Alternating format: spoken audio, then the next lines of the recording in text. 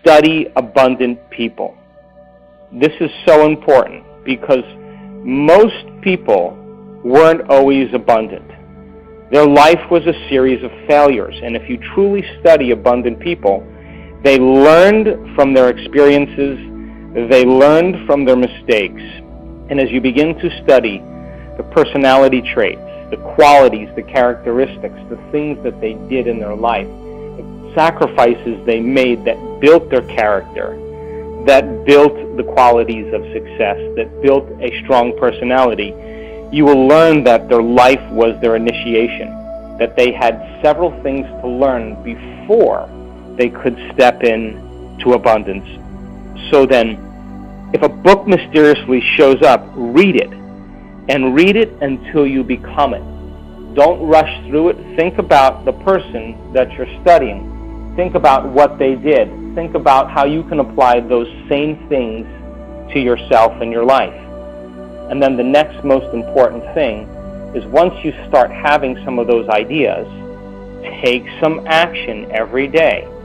If you're moving into a state of being and you're changing your thoughts and feelings, it's time to take a risk. And if you don't take any action, then you don't believe in your future, period. But what are you bringing into your future? What are you bringing to the meeting? What are you bringing to the appointment? What are you bringing to the emails? All right? What kind of energy are you bringing? Because if you're going there in a state of apathy or in a state of resistance, you're not bringing the energy into your future. So make moves in your life as if you are doing it from a place where you already are your future. In other words, when you step into a future, think about if you were already that person, how would you act? And this is a great example. So many people are in such a state of lack, in such a state of separation, that they spend hours saying in their affirmations, I'm abundant, I'm abundant, I'm abundant, I'm abundant, I'm abundant. They're thinking the thought, but their body isn't in alignment with the thought. Their feeling isn't in alignment with their thoughts. So if your thinking is the vocabulary of the brain, and your feeling is your vocabulary of your body, and you're feeling separation, you're feeling frustration, and you're thinking thoughts that I'm abundant, I'm abundant, I'm abundant, it makes sense then that thought is never going to pass your brainstem and begin to signal your body to move into a state of being. So if you're starting to make the decisions in your life as if you were already doing it from that future state of being, you would probably do it more calmly, more smoothly, without arrogance, without rushing, without pushing. You would kind of be in a different state because you already are that person, and the choices that you're making and the things that you're doing have so much less to do with urgency and vigilance. It has much more to do with your state of being. So then you have to begin working your way by step into your future. And if you start taking action, it means then it's not just that you do it and it comes to you and you can sit on your couch or you can sit in the bathtub or you don't have to get a job. That's the very extreme example of fanaticism. What I'm talking about is that you have to begin to meet your dream halfway. It means that you have to lean into it a little bit. That means then you got to bring your body into your future. You have to take your body into your future. So once you're in a state of being, once you're in that state, and you start thinking about the actions you want to take, you have to begin to meet your dream halfway, which means you're going to start having to make some choices, and those choices are going to be as if you were already there. Try it out. I swear to you, when you step into the unknown, in the beginning it'll feel uncomfortable, but you will be in a very different place in your day than when you started out doing the same things and thinking the same way. At the end of the day, and I always do this, learn from your mistakes and self-correct. In other words, where did you fall from grace? Where did you begin to go unconscious again?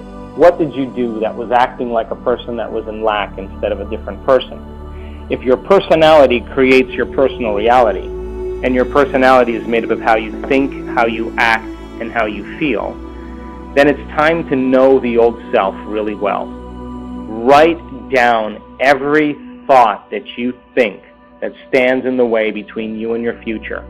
And if you can't memorize them and you can't repeat them and you can't know them, then they're going to slip by your awareness. I swear to you, if you take the time and list them out, the moment that thought comes up, it's going to be like recognizing an old friend. You're just going to notice it, and it's not going to make it past your analytical mind. Become aware of how you speak, what you say. Become aware of how you act.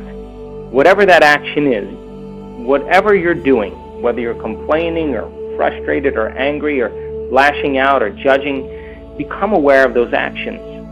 Those actions are not an abundant person.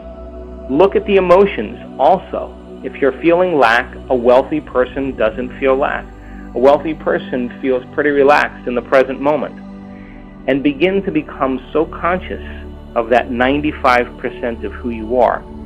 To know yourself, you are leaving that person behind, and you are taking the skills, the great habits, the good attitude, the positive actions and emotions into your future, but you can't take everything that has to do with the old self. Which brings me to the next point.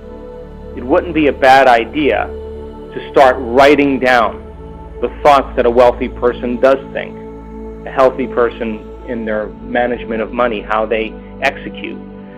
Look at their actions, look at the emotional states that they live by, and spend a part of the day living as that person. Practice being it. Practice being it when you're standing, and you don't have to do anything except move into a state of being. Practice being it when you're walking. Practice being it when you're sitting at the dinner table, sitting in your car, sitting waiting for somebody. Practice it when you lie down. Imagine, close your eyes and move into a state of being where you are that person, and before you fall asleep, program your subconscious into that state. The subconscious loves fairy tales.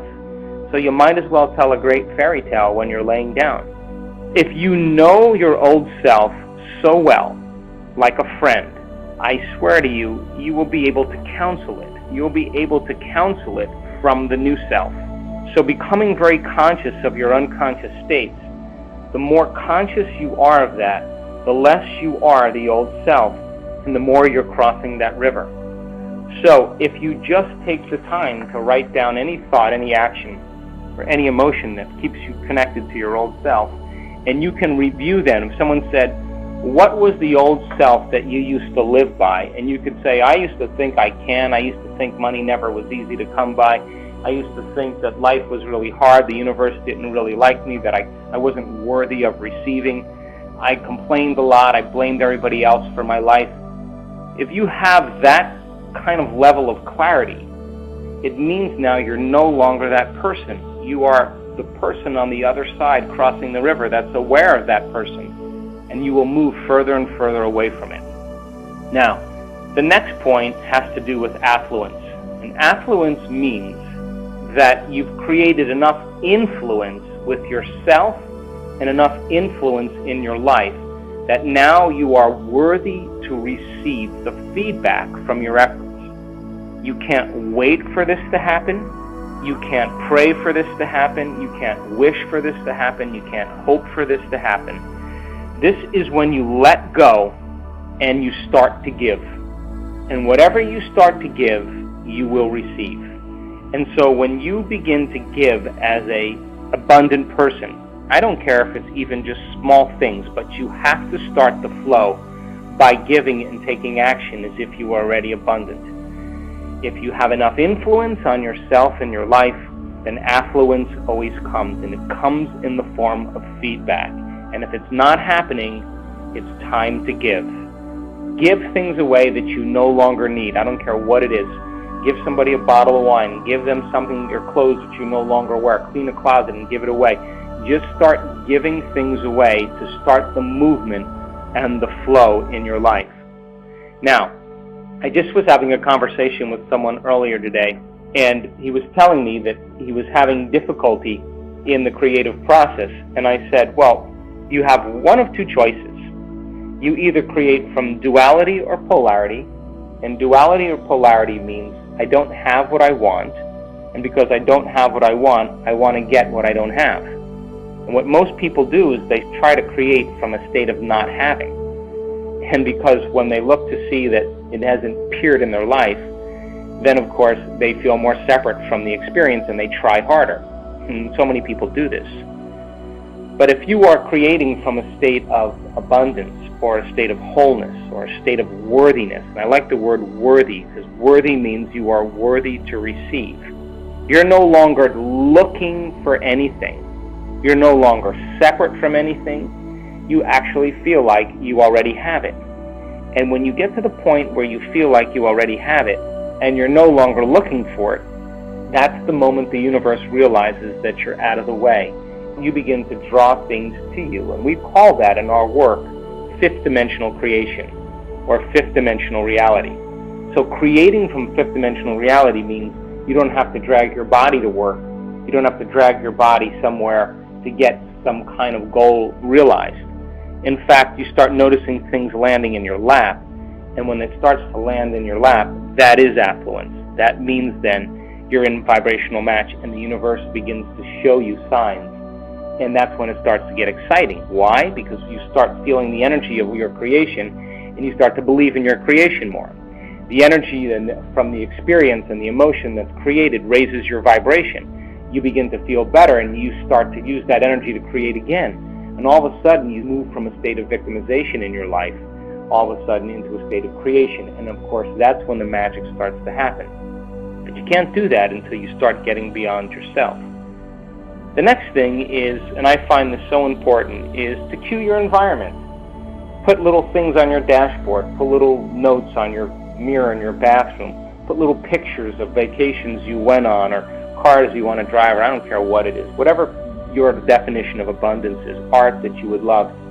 Cue your environment with small little things to keep you reminded of where you're going, so that in a moment or so, while you're staring around or sitting around looking around your house in routine ways, all of a sudden it catches your attention and it breaks your routine and it changes your experience of the environment. If you begin to change your experience in your environment with small little things and cues, your environment is no longer unconsciously controlling how you think, act, and feel.